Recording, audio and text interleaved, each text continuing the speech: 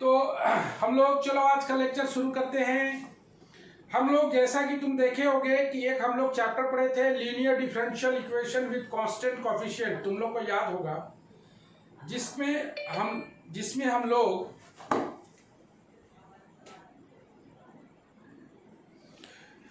हम लोग याद करो एक फॉर्म था, उसमें हम लोग ऑक्सिलरी इक्वेशन निकालते थे।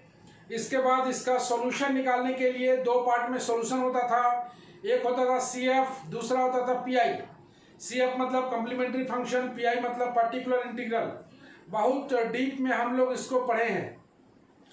यहाँ पर भी जो फॉर्म होगा उसमें ऑब्वियसली राइट हैंड साइड में वहाँ पर fx रहता था, यहाँ पर राइट हैंड साइड में f(x, y) रहेगा। इसमें भी हम लोग पहले CF निकालेंगे, इसमें भी पहले राइट हैंड साइड को जीरो करेंगे। CF निकालने के बाद इस पर बात करेंगे हम लोग PI वगैरह पर। तो सबसे पहले हम लोग चलते हैं इसका फॉर्म देखने के लिए, और फॉर्म को देख के हम लोग शुरू करेंगे इसका आगे का प्रोसीड्यूर। तो इसका जो फॉर्म है वो हम लोग स्ट्रेट पहले चैप्टर आ जाते हैं। एक क्वेश्चन यहाँ से रहता ही है, ये चैप्टर है homogeneous partial differential equation with constant coefficient. Okay, ये चैप्टर हो गया homogeneous partial differential equation with constant coefficient. ये यहां जो रहेगा इक्वेशन इन टू वेरिएबल,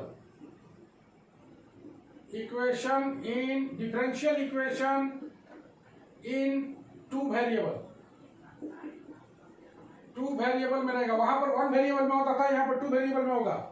इसका जो फॉर्म में आएगा dn plus a1 dn minus 1, यहाँ पर रहेगा d डैश, ध्यान से देखना, dn a1 dn minus 1 d dash plus a2 dn minus 2 d dash square. हर एक का सम जो है वो n ही आना चाहिए। तो हर एक का सम चूंकि n है, चूंकि ऑर्डर इसमें सेम रहना चाहिए, तो इसीलिए ऑर्डर जो है, इसीलिए इसका नाम भी होमोजीनियस पड़ा है इसीलिए कि इसका ऑर्डर सबका सेम रहना चाहिए। तो dn है, तो यहाँ भी देखो पावर का सम n आ रहा है, यहाँ भी पावर का सम n आ रहा है। डॉट डॉट डॉट करते हुए चलेंगे हम लोग, और यहाँ पर आ जाएंगे an d डैश का पावर n, यहाँ पर हो जाएगा ब्रैकेट, यहाँ पर हो जाएगा z, यहाँ पर हो जाएगा फंक्शन ऑफ x y। यही इसका फॉर्म है। तो फॉर्म को always to be remember, dn plus a1 dn minus 1 d dash, a2 dn minus 2 d dash square, an d dash का पावर n इंटू z बराबर function of x y। That is, इसको हम लोग बोल देंगे phi of d comma d dash. मतलब किसका function है ये? तो d और d डैश का फंक्शन है, इसीलिए हम लोग इसको लिखे हैं function of dt dash z बराबर फंक्शन ऑफ x y। यहाँ पर d और d डैश का क्या मतलब निकलता है? यहाँ पर वेयर कैपिटल D का मतलब निकलता है डेल बाई डेल x, और d डैश का मतलब निकलता है डेल बाई डेल y। तुम देख पा रहे हो d का मतलब और d डैश का मतलब। और यहाँ पर a1 a2 जो है, where a1 a2 dot dot dot an are just constants. Okay, ये हो गया फॉर्म, ये हो गया इसका शॉर्ट फॉर्मेट। इंटू जेड अपनी जगह पर, फंक्शन ऑफ एक्स वाई। याद करो यहाँ पर पहले जो होता था, यहाँ पर y होता था, यहाँ पर fx होता था। तो यहाँ पर चूंकि पार्शियल पढ़ रहे हैं तो इसलिए यहाँ पर जेड आया है, यहाँ पर फंक्शन ऑफ एक्स वाई है। d का मतलब del by del x, d dash का मतलब del by del y partial में। a1 a2 just a constant. यहाँ पर इसको अगर हम लोग अदर वे में देखा जाए, अदर वे में इसको अगर हम लोग फुल फ्लेजेड ब्रेक कर दें तो ये आ जाएगा dn z by del x n plus a1 del n minus 1 del n z divided by del n del x minus 1 into del y। देख पा रहे हो? ओके, प्लस आगे होगा a2 del n z divided by del x n minus 2, यहाँ पर हो जाएगा n माइनस 2, यहाँ पर हो जाएगा y square del y square, ऐसे प्लस डॉट डॉट डॉट करके चले हम लोग an del n z y आ जाएगा डेल वाई एन बराबर फंक्शन ऑफ एक्स वाई। अगर इसको हम लोग ब्रेक करें डेल एन को तो तुम देख रहे हो d का मतलब del by del x, a1 अपनी जगह पर, इसको हम लोग अगर मिला के लिखें तो del n z by del x n minus one del y, a2 इसका जरूरत नहीं पड़ेगा फिर भी जान लो, del n z del x n minus two del y two plus dot dot dot, last में जाके ये वाला x का पावर में 0 आ जाएगा तो ये खत्म हो जाएगा, del n z by del y n बराबर function of x y. It is this equation is called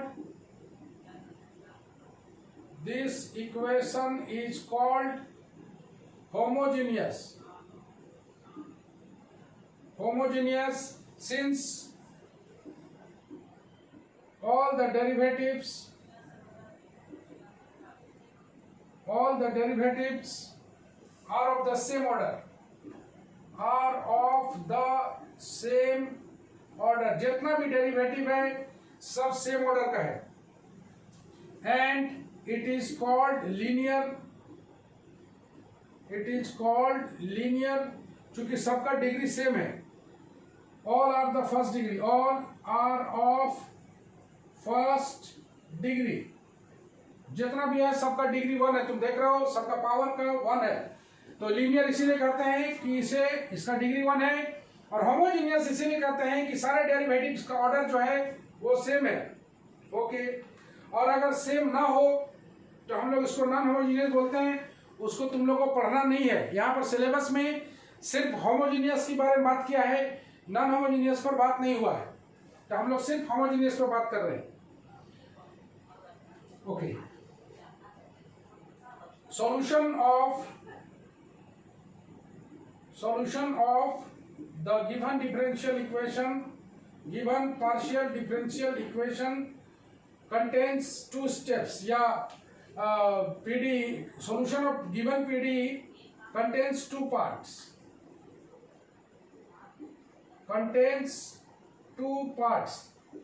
इसका 2 पार्ट में सॉल्यूशन होता है। वो पार्ट है, पहला है तुम्हारा CF और दूसरा PI। तो CF का मतलब तो तुम जानते ही हो कॉम्प्लीमेंट्री फंक्शन, और PI का मतलब तुम जानते ही हो पर्टिकुलर इंटीग्रल। फॉर CF तुम जानते हो, फॉर CF में राइट हैंड साइड को 0 करते थे, यहाँ भी फॉर CF में हम लोग राइट हैंड साइड को 0 करेंगे। For the CF phi dd dash z बराबर 0, दैट इज RHS बराबर 0 कर देना है। ये आएगा, इसी का जो सॉल्यूशन होगा वही कहलाएगा CF। Okay, which must contains an arbitrary constant, which must contains an arbitrary constants। चलो इसको एक बार हम लोग हल्का सा रिवीजन करें और मूव कर जाएं आगे CF निकालने की ओर।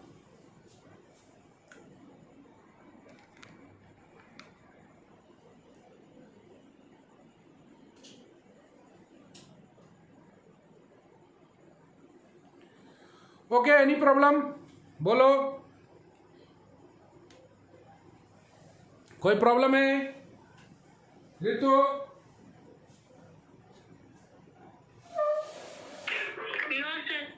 तो हम लोग जैसा कि तुम देख रहे थे, जैसे ODE में था, जैसे ऑर्डिनरी डिफरेंशियल इक्वेशन में था, उसी तरह से पार्शियल डिफरेंशियल इक्वेशन में भी उसी तरह का फॉर्म है। वहां पर सिर्फ d रहता था जो कि d बाई डी एक्स कहलाता था। यहाँ पर कैपिटल D और कैपिटल D डैश है। Capital D stands for del by del x and capital D dash stands for del by del y. This chapter named by homogeneous partial differential equation with constant coefficient. Constant coefficient, you know, a1, a2, dot dot dot, an are constants. Form must to be remembered every time, each time. यहाँ पर d और d dash का function है, इसलिए short में हम लोग phi dt dash, यहाँ पर पहले y था, यहाँ पर अब z है, यहाँ पर पहले fx था, अब यहाँ पर f of xy है, a1 a2 से लेगा। इसी फॉर्म को अगर तोड़े तो ये कहलाएगा, इसको होमोजीनियस बोलते हैं। चूंकि सारे का डेरिवेटिव का ऑर्डर सेम है और लीनियर इसलिए बोलते हैं कि ये सारा फर्स्ट डिग्री का है। इसका जो सॉल्यूशन होगा वो गिवन पीडीई का कंटेन करेगा टू पार्ट्स को, पहला CF दूसरा PI। CF निकालने के लिए तुम जानते हो कि फाइंड DG डैश बराबर Z बराबर 0, मतलब RHS बराबर 0 which must contain an arbitrary constant.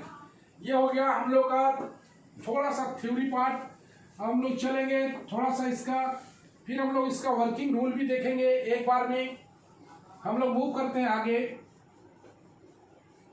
और अब हम लोग देखते हैं कि CF के बारे में क्या क्या हम लोग जान सकते हैं। तो चलो हम लोग के पास नंबर 2 है, तो फाई DD डैश बराबर मेरे पास मौजूद है DN A1 DN minus 1 D dash plus A2 DN minus 2 D dash square dot dot dot AN D dash N, और यहां पर आ जाएगा Z, यहां पर आ जाएगा 0 फॉर CF बात कर रहे हैं, फॉर CF। चलो यहां पर to get auxiliary equation,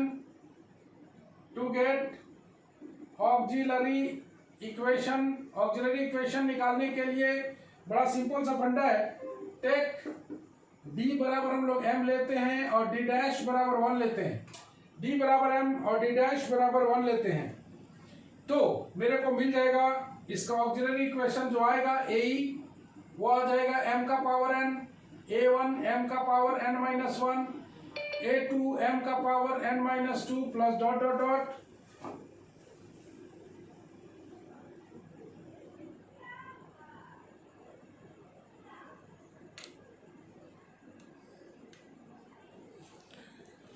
A2 M का power N minus 2 dot dot dot plus dot dot dot AN बराबर 0।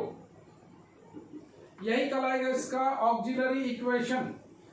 M का पावर N, D के स्थान पर M पुट करोगे, D डैश के स्थान पर 1 पुट करोगे, तो ये बन जाएगा तुम्हारा ऑक्सिलरी इक्वेशन। तो ऑक्सिलरी इक्वेशन यही है। ऑब्वियसली M का ये रूट्स देगा, तो हम लोग दो केस बना के देखते हैं, दोनों केस को 1 बाय 1 सीखते हैं। तो दोनों केस को हम लोग 1 बाय 1 सीखेंगे। तो केस फर्स्ट आ जाएगा इसमें, when the auxiliary equation has distinct root, auxiliary equation has distinct roots if M1 M2 M3 dot dot dot Mn are distinct roots of the auxiliary equation। Distinct root अगर है तो Z बराबर हम लोग लिखते हैं, सॉल्यूशन में पहले Y लिखते थे, अब यहां पर लिखेंगे Z, यहां पर लिखेंगे F1 Y plus M1X plus F2 Y plus M2X plus dot dot dot, यहां पर आ जाएगा Fn Y प्लस MnX बराबर 0। अगर तुम जानना चाहते हो कि ये वाला कहां से आया, उसको भी तुम देख सकते हो। बहुत बड़ा चीज नहीं है, डिफरेंशियल इक्वेशन तुम लोग सीखे हो, ऐसा क्यों आता है इसको भी जान सकते हो। लेकिन हम लोग सीख रहे हैं अभी CF कैसे निकालें। तो राइट हैंड साइड को 0 कर देंगे, D के स्थान पर M, D डैश के स्थान पर 1 पुट करके एक ऑक्सिलरी इक्वेशन बनाएंगे जो कि M का पावर N में आया है, अगर उसका M डिस्टिंक्ट रूट रहे तो इसका Z का value F1 Y plus M1X, F2 Y plus M2X इस तरह से लिखते हैं। ओके, अब case 2, when the auxiliary equation has equal roots और रिपीटेड रूट्स, इक्वल और रिपीटेड रूट्स। अगर ऑक्सिलरी इक्वेशन का रूट्स अगर रिपीट कर रहा है तो कैसे लिखेंगे हम लोग इसको, मान लिया जाए। तो हम लोग यहां पर देखते हैं कि let the auxiliary equation has r roots equal, r roots इसका इक्वल है, तब कैसे लिखेंगे, Z बराबर F1 Y plus M1X plus यहां पर आ जाएगा X f2y plus m2x x square f2y plus, sorry सब जगह m1 ही होगा ना, मान लिया m ही है, सब जगह m होगा, mx plus dot dot dot x का power r fr y plus mx। कितना टाइम्स रिपीट किया है? तो r टाइम्स रिपीट किया है, तो r टाइम्स रिपीट करने में r माइनस 1 होगा। और x का पावर, यहाँ से x शुरू है ना, x का पावर 0 से शुरू है तो r माइनस 1 जाएगा। यहाँ पर तुम गौर से देखोगे कि r इक्वल रूट अगर है, अगर r इक्वल रूट है तो हम लोग f1y प्लस mx सबका रूट बराबर है, तो यहाँ पर m1 m2 नहीं आएगा, x f2y plus mx x square f3y plus mx dot dot dot x का पावर, देखो x का पावर 0 से शुरू है, तो 0 से शुरू है तो x का पावर r माइनस 1 आएगा, यहाँ पर fr y प्लस mx ये कहलाएगा अगर इक्वल रूट है तब। दो ही केस आता है इसमें, तीसरा केस नहीं आता है, CF के लिए बस 2 केस। तो हम लोग एक बार फिर देख लें, मेरा पास गिवन डिफरेंशियल इक्वेशन रहेगा, पार्शियल डिफरेंशियल इक्वेशन जो कि होमोजीनियस और लीनियर होगा विथ कांस्टेंट कोएफिशिएंट होगा। तो फॉर्म हम लोग लिख लिया, उसके बाद उसका ऑक्सिलरी इक्वेशन बनाएंगे। तो ऑक्सिलरी इक्वेशन बनाने के लिए d के स्थान पर 1, d डैश के स्थान पर 1 पुट कर देंगे, तो मेरा ऑक्सिलरी इक्वेशन बन जाएगा। अब ये जनरल थ्योरी है इसीलिए n में आ रहा है, हम लोग करेंगे सवाल बनाएंगे तो m स्क्वायर आएगा, m क्यूब आएगा, इस तरह का आएगा। 2 केस हो सकते हैं, पहला सारा रूट्स अनइक्वल हो, सारा रूट्स अगर डिस्टिंक्ट हो तो हम लोग कैसे लिखेंगे बता चुके हैं। याद रखना है यहाँ पर सॉल्यूशन z का फॉर्म में होगा, पहले हम लोग y के फॉर्म में लिखते थे, यहाँ पर z के फॉर्म में लिखेंगे, क्योंकि independent variable, sorry dependent variable यहाँ पर z है, और there are 2 independent variable x and y। और अगर इक्वल रूट बनता है, रिपीटेड रूट बनता है तो कैसे लिखेंगे। Now we are ready for, हम लोग रेडी हैं CF निकालने के लिए। तो वर्किंग रूल समझ में आ गया पूरा सबको कि वर्किंग रूल अलग से लिखना पड़ेगा।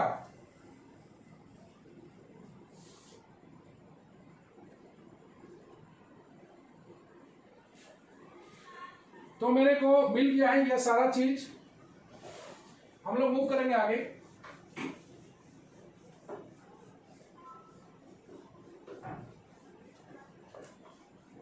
रूपाल,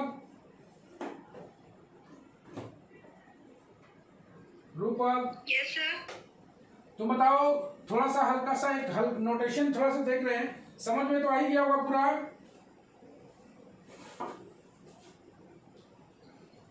समझ में आ गया ना?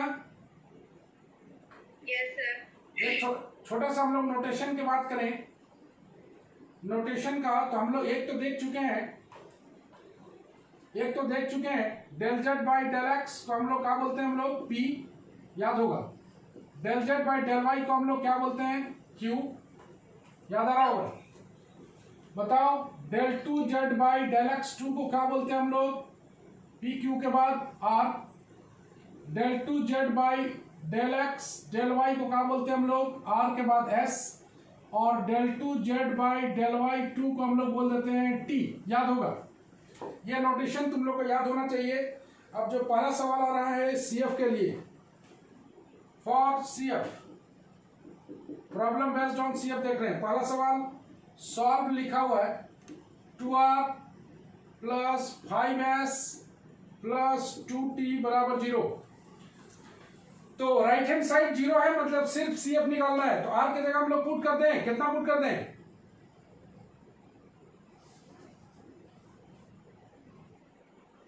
देख रहे हो r का value, del two z by del x two, 5s के जगह पर del two z by del x del y plus 2t के स्थान पर del two z by del y 2 बराबर 0।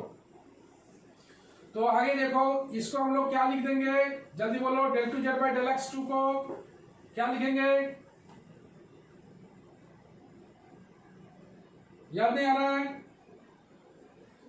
डी स्क्वायर जेड, याद नहीं आ रहा है, 5d d डैश जेड, याद है, देख रहे हो।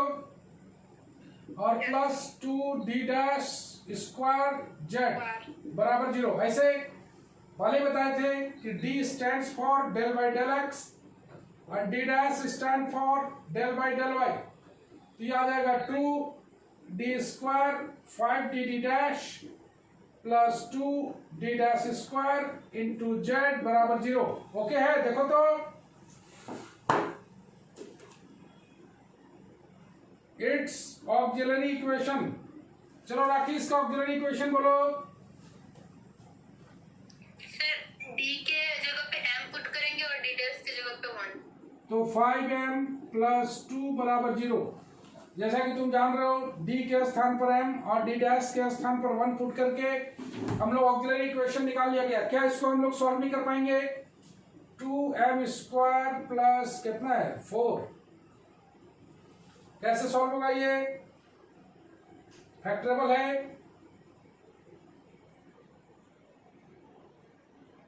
कितना फैक्टर बनेगा? 5m को 4m प्लस m प्लस 2 बराबर 0। 2m कॉमन निकाल लेंगे, m प्लस 2 1 कॉमन निकाल लेंगे, m प्लस 2 बराबर 0। 2m plus 1 into m plus 2 बराबर 0। यहां से m बराबर आ गया -1/2 m1 और m2 आ गया -2। Both are real and distinct, real and distinct. तो इसका CF जो निकलेगा जल्दी बता दो कितना आ जाएगा CF इसका?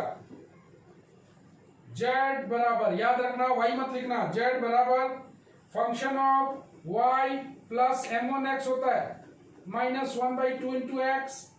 f1 लिख दो प्लस f2 लिख दो y माइनस 2x। इसको और छोटा करना चाहते हो तो इसको एलसीएम लेके इसको इधर घुमा दो 2y, और इसको लिख सकते हो 5(1) 2y माइनस एक्स, और इसको 5(1) लिखे हो तो इसको 5(2) लिख देना। यही इसका सॉल्यूशन कहलाएगा। ओके, उम्मीद करते हैं समझ में पूरा आया होगा। नेक्स्ट क्वेश्चन चलते हैं हम लोग। Solve number 2। सॉल्व लिखा हुआ है del 3z by del x3 minus 3 del 3z by del x square del y plus 2 del 3z by del x del y square बराबर 0। गौर से देखो तो जल्दी से बता दो इसको हम लोग कैसे लिखेंगे। इसको कितना लिख दें?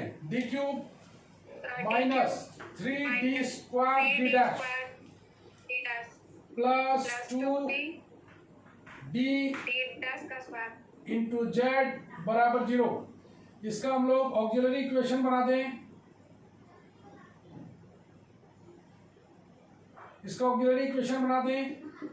तो आ जाएगा m cube minus 3m square plus 2m बराबर 0। एक m कॉमन निकल जाएगा, m square minus 3m plus 2 बराबर 0। इसको अगर हम लोग फैक्टराइज करें तो फैक्टर आ जाएगा m minus 1 into m minus 2 बराबर 0। यहाँ से आ गया m बराबर 0 1 और 2, 3 वैल्यू है, ये डिफरेंट है, ये दिया हुआ है डिस्टिंक्ट।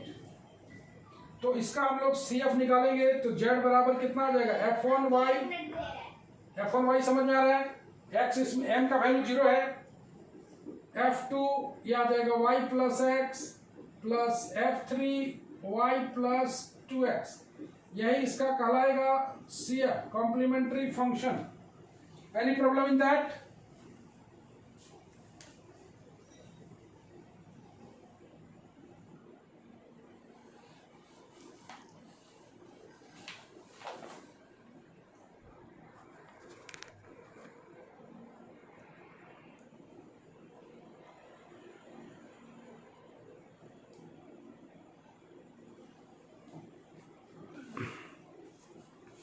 कोई दिक्कत मनीषा? No sir. ओके, तो जैसा कि तुम देख पा रहे हो CF निकालने का यहाँ पर एक छोटा सा चीज तुम्हें और बता देते हैं लास्ट में। यहाँ पर तुम गौर से अगर देखो तो एक लिखा गया है यहाँ पर वो f1y minus 1/2x, f2y minus 2x। तुम चाहो तो यहाँ पर भी आंसर छोड़ सकते हो, और इसको एलसीएम अगर लोगे तो 2i माइनस x आएगा, 2 तो कांस्टेंट है, तो ये फंक्शन बदल जाएगा, कुछ नहीं करना है, फंक्शन बदल गया है। तो एलसीएम लेके यहाँ पर फंक्शन को चेंज कर सकते हो। अगर यहाँ पर f1 की जगह 5 लिखे हो तो यहाँ f2 की जगह 5 ही लिखना, देखने में अच्छा लगेगा। चलो यहाँ पर दो ही केस बनता है, तो चलो हम लोग नेक्स्ट बनाते हैं एक और सवाल जिसमें रिपीट वाला पोर्शन है। यहां पर लिखा हुआ है solve D cube minus 4d² d dash 4d d dash square into z बराबर 0। तो चलो इसका ऑक्सिलरी इक्वेशन निकाल लेते हैं स्ट्रेट। होमोजेनियस बताओ तो तनु, ये होमोजेनियस क्यों है? Yes sir. होमोजेनियस क्यों है? Why it is called homogeneous equation? क्योंकि सारा सेम ऑर्डर का, सारे का ऑर्डर 3 है, तुम देख रहे हो? हाँ सारे का ऑर्डर सेम होना चाहिए तब ये होमोजेनियस होगा। और लीनियर क्यों है? इसलिए कि सबका डिग्री 1 है, सबका डिग्री 1 है, ठीक है, इसीलिए ये homogeneous linear differential equation, partial differential equation है। तो इसको हम लोग ऑक्सिलरी इक्वेशन बना लें, m cube minus 4m square plus 4m बराबर 0। इसका m कॉमन आ जाएगा, m square minus 4m plus 4 बराबर 0। यहाँ पर आ जाएगा m, यहाँ पर आ जाएगा m माइनस 2 का होल स्क्वायर बराबर 0, m बराबर 0, m बराबर 2 और 2। देख रहे हो यहाँ पर रिपीट किया हुआ है, यहाँ पर बोलोगे रिपीटेड, रिपीटेड है। अगर रिपीटेड है तो इसको हम लोग कैसे सॉल्व करेंगे?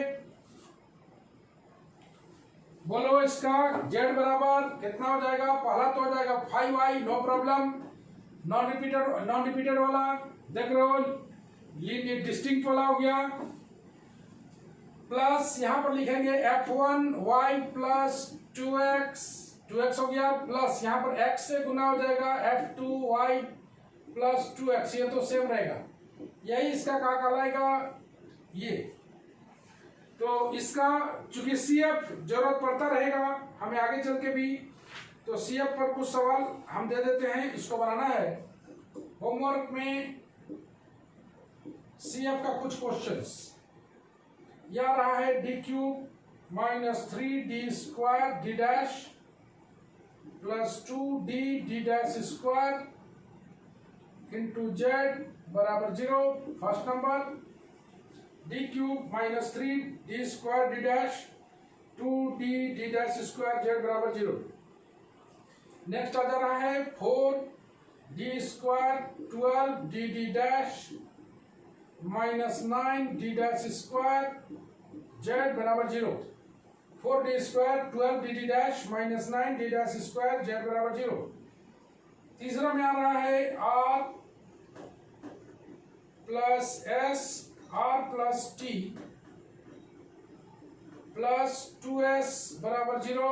चौथा नंबर में आ रहा है 25r minus 40s plus 16t बराबर 0। 40s माइनस प्लस 16t बराबर 0। These are the home task. चलो CF पर हम लोग बात कर चुके हैं, हम लोग पढ़ेंगे PI की ओर। ओके है, all you are ready? CF इसमें छोटा सा चैप्टर है, CF ज्यादा है नहीं, तो हम लोग PI पर बात करें। किसी को कोई चीज पूछना है तो हम लोग बात करते हैं पार्टिकुलर इंटीग्रल पर। पार्टिकुलर इंटीग्रल ये भी छोटा ही है,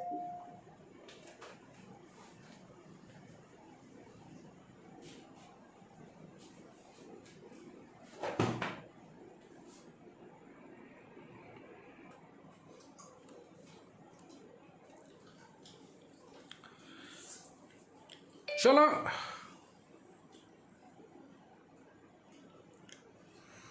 नाउ हम लोग मूव करते हैं, हम लोग पार्टिकुलर इंटीग्रल की ओर। जिस तरह से तुमने देखा था कि पार्टिकुलर इंटीग्रल पर कई सारे मेथड्स को हम लोग पढ़ेंगे। तो पहला जो मेथड है you know D, particular integral के लिए तुम जान रहे हो राइट हैंड साइड में फंक्शन ऑफ एक्स और वाई दोनों है, डी और डी डैश दोनों पर काम करना है। तो मेरे पास we have the differential equation, जो मेरे पास है वो क्या है, five d comma D dash z equal to function of x y, यही है ना, देख लो। तो पार्टिकुलर इंटीग्रल के लिए P can be written as z equal to function of x y divided by five of D comma D dash.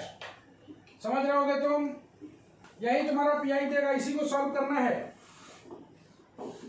Okay, यहाँ पर D और डी डैश दोनों कंटेन कर रहा है, तुम देख रहे हो ना।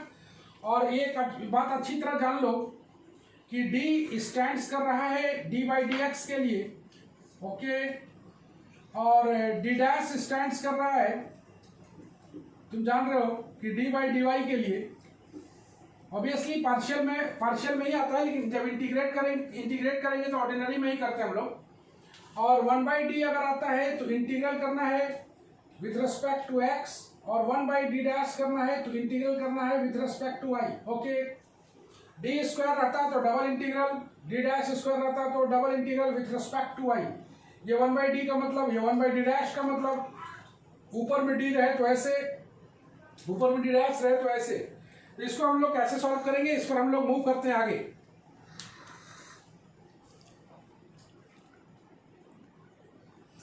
चलो हम लोग पीआई के पहले क्वेश्चन की ओर मूव कर रहे हैं।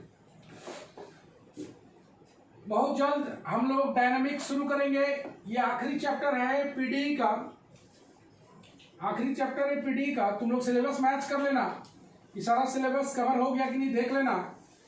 इससे एक क्वेश्चन आता ही है, एकदम लिखा हुआ है अलग से, इससे क्वेश्चन नहीं आना है। तो हम लोग बात कर लेते हैं क्वेश्चन का। सॉल्व लिखा हुआ है ऊपर में, सवाल है D square minus two D D dash plus D dash square z equal to 12xy। जैसा कि तुम देख पा रहे हो राइट हैंड साइड में फंक्शन है, तो चलो इसको सॉल्व करना है। It is in the form of क्या फॉर्म में है ये, five D D dash z equal to function of x y. जैसा कि तुम देख पा रहे हो फंक्शन ऑफ एक्स वाई यहाँ पर 12xy दिया हुआ है। ओके, तो इसके लिए फॉर सी एफ अगर अलग बात करें हम लोग, पीआई अगर अलग बात करें, for C F take right hand side equal to 0, that is D square minus two D D dash square z equal to 0. its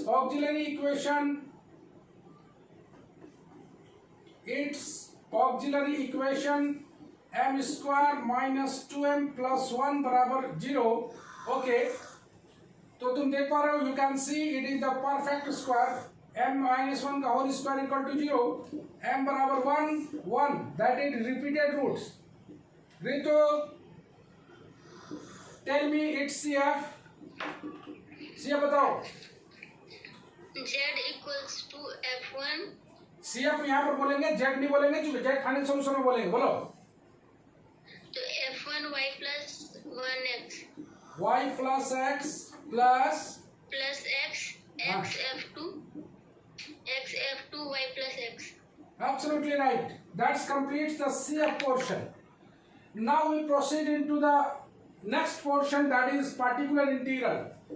तो यहाँ पर लिखते हैं हम लोग for PI, that is particular integral z equal to 12xy divided by d square minus 2d dd dash plus d dash square. Okay, 12xy यहाँ पर तुम देखोगे d माइनस d dash का होल स्क्वायर आ रहा है, देख पा रहे हो, d माइनस d dash का होल स्क्वायर। अब इसको हमें सॉल्व करना है, तो सॉल्व करते समय तुम गौर से देखना कि यहाँ पर हम लोग कॉमन निकालेंगे d को, तो d को कॉमन निकालेंगे तो ये d स्क्वायर का फॉर्मेट में आएगा, यह आ जाएगा 1 minus d dash by d का स्क्वायर। यहाँ पर 12xy मौजूद है, ये डी स्क्वायर बाद में सॉल्व होगा, पहले हम लोग इसको ऊपर ले जाते हैं। Z equal to 1 by D square, ये ऊपर चला जाएगा 1 minus D dash by D का पावर -2 इंटू 12xy। तन्नो फॉर्मूला याद है क्या? 1 माइनस एक्स का पावर -2, बोलिए तन्नो। 1 माइनस एक्स स्क्वायर बाई 2, फिर प्लस माइनस करके एक्स क्यूब बाई 3। हाँ बस कहानी खत्म। तो छोटा सा चीज पूरा कहानी गड़बड़ा है। कोमल फॉर्मूला बताओ। 1 plus 2x plus 3x square okay, plus dot dot. हाँ डॉट डॉट डॉट। इसका बोले थे एक ब्रह्मास्त्र भी तुम लोग को बताए थे, तुम लोग को याद होगा।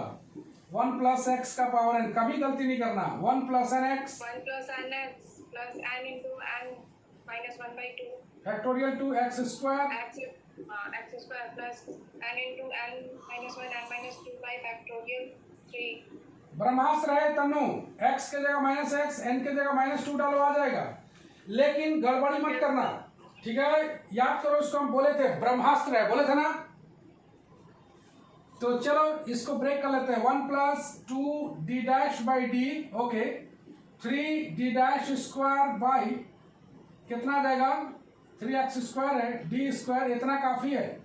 12xy मेरे पास मौजूद है। तो यहाँ पर 1 बाई डी स्क्वायर, जल्दी जल्दी बताओ कि कैसे काम करेंगे हम लोग, जल्दी जल्दी बताओ। पहला तो 12xy अंदर ले जाएंगे, नो प्रॉब्लम। 2 इसको डी डैश पहले करना है, जल्दी करो। डी डैश 12xy ऐसे लिख सकते हो। 1 by D into 12x 1 by D into 12, बोलो x, y का 1 हो गया, ओके। और जब y का 1 है तो ये वाला पार्ट कहां चला जाएगा?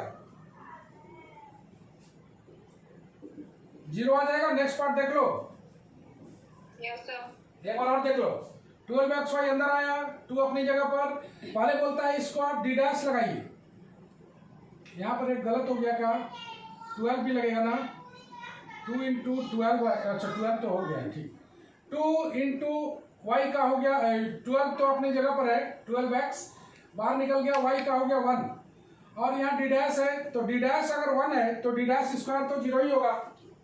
तो मेरे को आ गया है 1 बाई डी स्क्वायर 12xy, ये हो गया 24।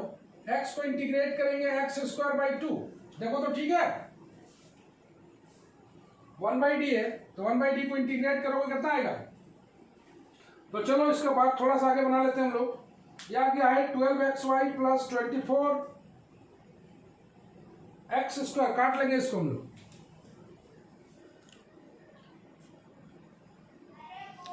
चलो इसको हम लोग आखिर में मूव कर लेते हैं। लास्ट में सी एफ और पी आई दोनों को मिलके आंसर लिखेंगे।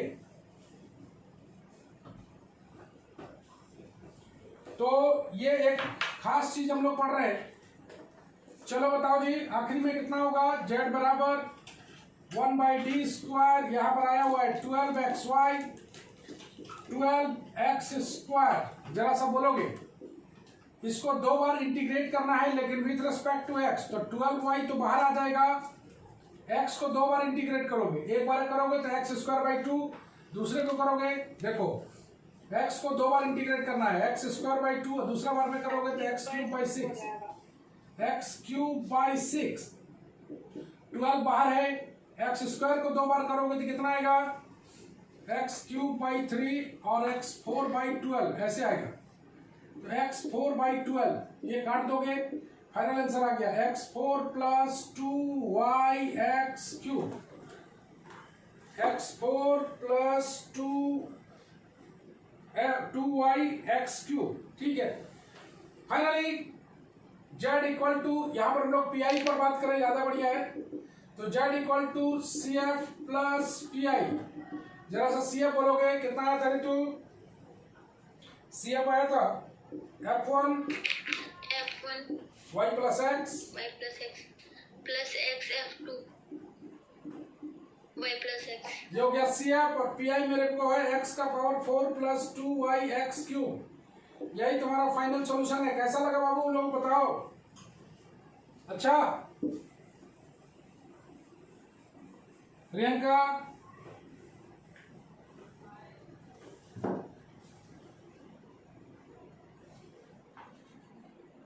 क्या ये बनने लायक है?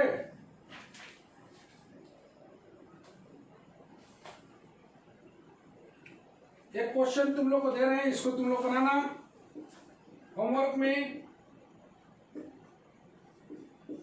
ये क्वेश्चन है del 3z by del x3 minus del 3z by del y3 बराबर x क्यूब y क्यूब।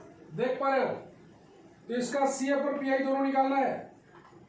कुछ वैल्यूज है जिसको कभी नहीं भूलना है। Expansion 1 minus x plus x square minus x cube dot dot dot 1 minus x का पावर -1, इसको सब प्लस हो जाएगा। 1 प्लस एक्स का पावर -2, ये सब अकर करेगा यहाँ पर। ओके, 1 माइनस एक्स का power -2, 1 plus 2x 3x square plus 4x cube dot dot dot, ये सारा चीज अकर करेगा। इसका CF और PI दोनों निकालना है। तो CF तो तुम लोग बहुत बढ़िया सीख गए हो, इसका PI भी निकालेंगे और काम करेंगे आगे। Number 2, d square plus 3dd dash plus 2d dash square z बराबर 12xy, 3dd dash plus 2d dash square z बराबर 12xy। उम्मीद करते हैं कि आज बहुत बढ़िया समझ में आया होगा तुम लोग को, कोई दिक्कत कहीं नहीं हुआ होगा। Komal, any problem? No sir. Manita, कोई दिक्कत? No sir. Rupal? Yes sir. हाँ, दिक्कत है? No sir. चलो CF और PI पर एक बार फिर हम लोग, आज मंडे है ना, हम लोग कल मिलेंगे रिंग थ्योरी के लिए 11 बजे। वेरी इंपॉर्टेंट क्लास चल रहा है हम लोग का। सब फील्ड वगैरह कंप्लीट कर लिए, हम लोग आइडियल पर चल रहे हैं। Ideal, left ideal, right ideal आधा घंटा पहले पढ़ के बैठिएगा ताकि हम लोग कोई कुछ क्वेश्चन को पूछ सकें। आइडियल का डेफिनेशन तो पक्का ही पूछेंगे।